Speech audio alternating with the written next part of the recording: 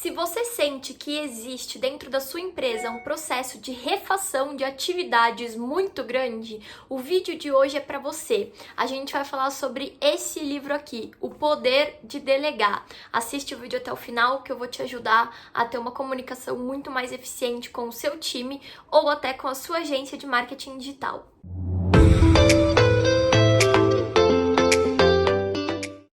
Fala pessoal, tudo bem? Aqui é a Tainá Escocardi, eu sou sócia e head comercial da Hubify. Você já deve ter me visto aí pelos vídeos do nosso canal no YouTube, então a gente está se dedicando um pouco mais a fazer essa produção de vídeo para poder ajudar, né, e contribuir aí para o mercado com o processo educacional em relação ao marketing digital. Mas no vídeo de hoje o tema dele é um pouquinho diferente. Internamente com o meu time, eu fiz um clube do livro que a gente falava sobre esse livro aqui, O Poder de Delegar. E com base nisso eu quis trazer para vocês esse conteúdo porque eu imagino que possa ajudar muito aí num processo de comunicação em que você tenha com o seu time. Então, basicamente, esse livro, ele fala muito sobre delegar. E é um processo que muitas vezes novos gestores, ou até você, aí como analista de um time que recebe muitas demandas do seu gestor, acaba recebendo algumas demandas que você não entendeu muito bem o que é, e aí às vezes você até tem o conhecimento e as skills para efetuar essa demanda, mas acaba que você não consegue chegar às expectativas do seu gestor.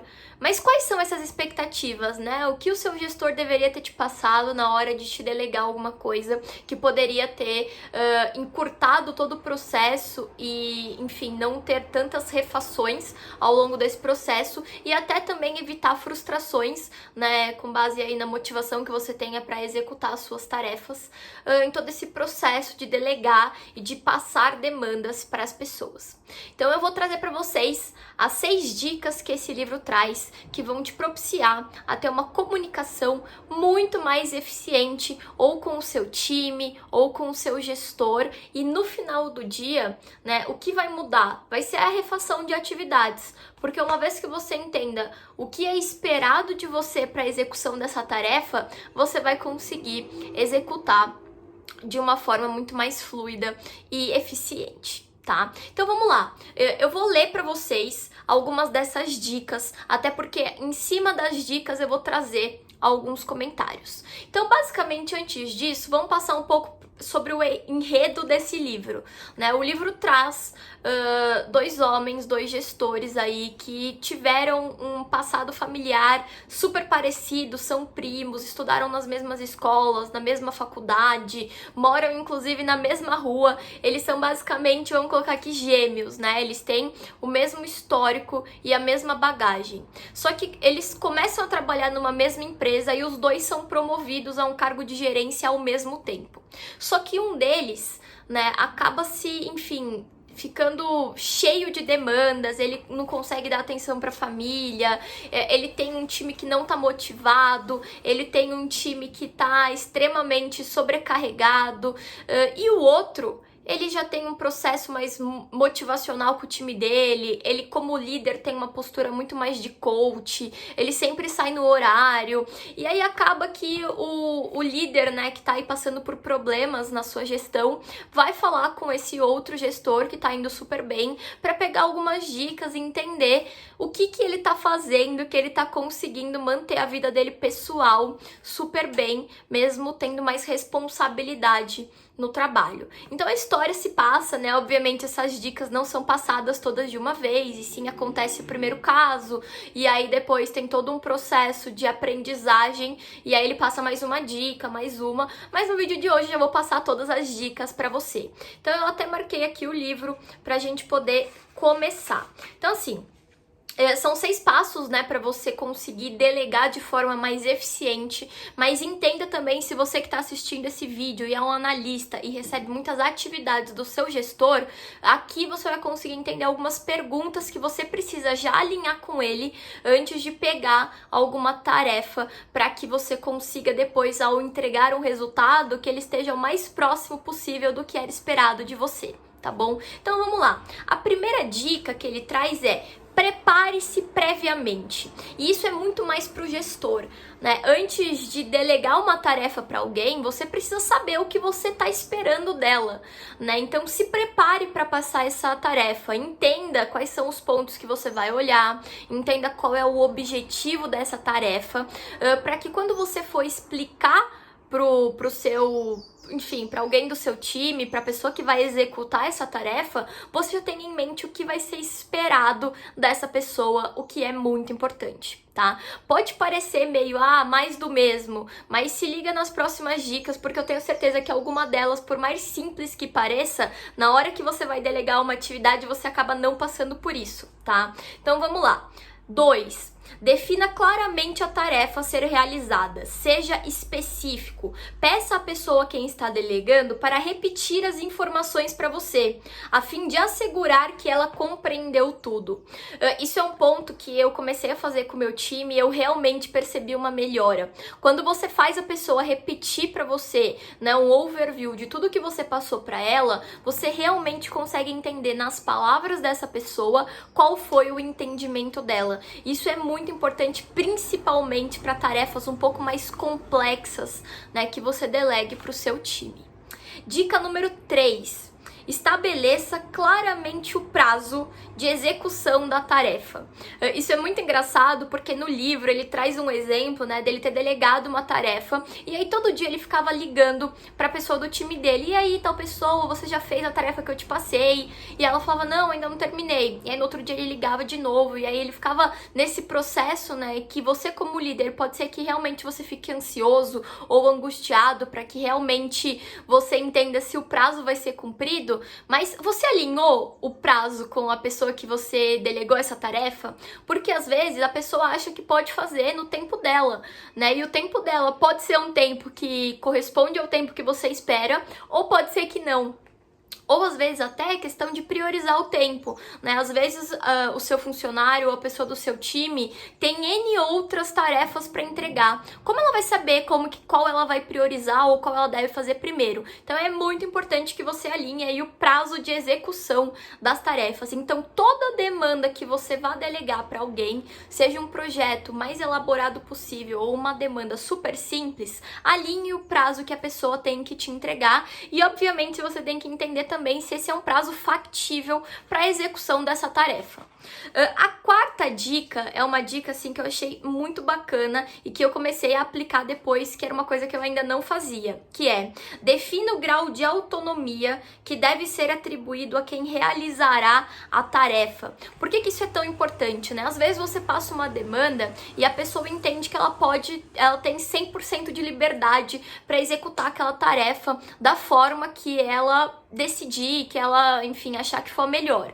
Só que às vezes não é isso, né? Às vezes a pessoa não tem um grau de autonomia, seja uma pessoa, um estagiário ou uma pessoa um pouco mais júnior, e ela ainda não tem a autonomia para tomar algumas decisões que ela deveria te perguntar. Mas se ela acha que ela tem uma liberdade para executar isso sozinho, isso só vai fazer com que você tenha retrabalho depois. Porque pode ser que as decisões que essa pessoa tome, quando a gente tá falando desse projeto específico, não sejam as mais assertivas possíveis. Então é muito importante você definir os graus de autonomia.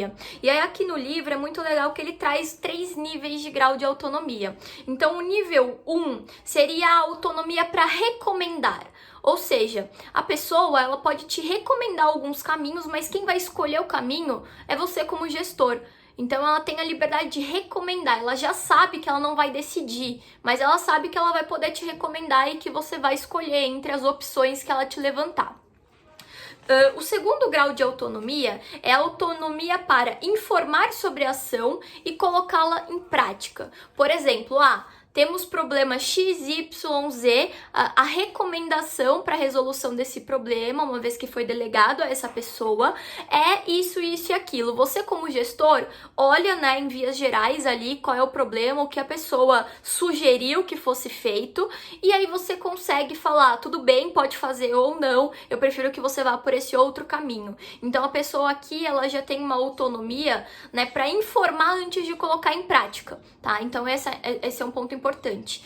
E o terceiro grau de autonomia é a autonomia para agir. Você tem total poder de tomada de decisão nas tarefas e o seu gestor, ele só quer ver o resultado finalizado. Ele não quer ver quais foram os caminhos que você seguiu ou quais decisões você tomou ao longo desse processo.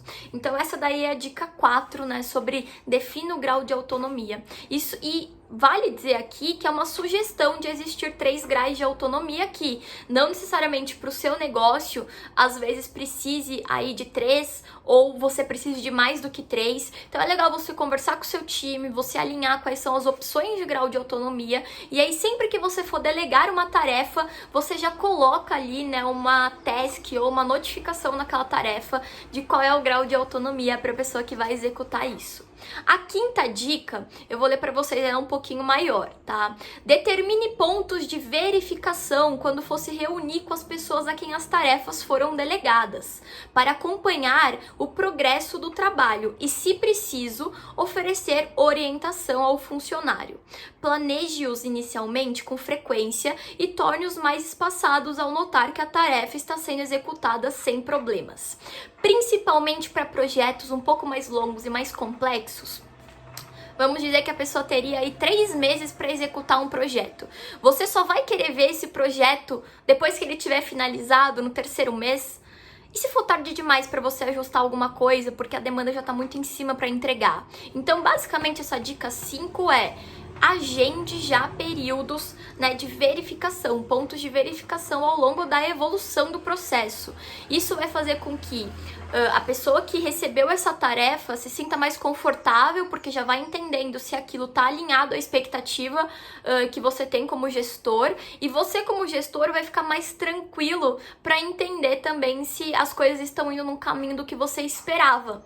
E aí isso vai fazer com que você não tenha que refazer todo um trabalho de 3 meses no final, mas que você consiga ao longo do processo ir corrigindo algumas coisas. E a última dica é a seguinte: faça com que o funcionário recapitule todo o trabalho para discutir depois no final o que transcorreu bem e o que pode ser aprimorado no final. Então vamos supor esse exemplo que eu falei do projeto de 3 meses. Você fez todas as outras etapas e aí no final você conversa com o seu funcionário.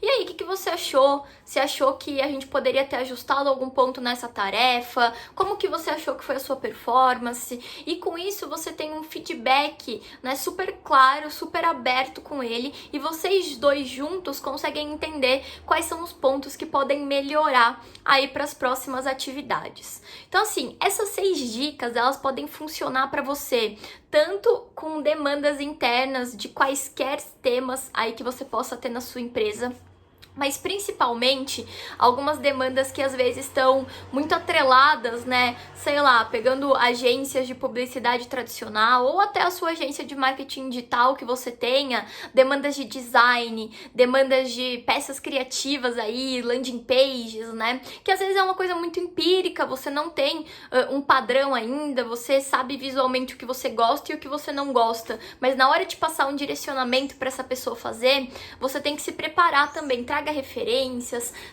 estude realmente a sua demanda, para que a pessoa que está recebendo também esse projeto, ela consiga entender as suas expectativas, porque ninguém vai saber o que passa aí pela sua cabeça, né? Então é importante a gente tangibilizar os pontos do que a gente espera, para que a gente consiga ter demandas cada vez mais redondas e uma comunicação muito eficiente com o time. Então esse foi o vídeo de hoje, né? Espero que você tenha gostado. Se você gostou, dá um like aqui no nosso vídeo, compartilhe nas suas redes sociais e siga o nosso canal. Toda quinta-feira a gente tem vídeo novo e a gente se vê por aqui. Tchau, tchau!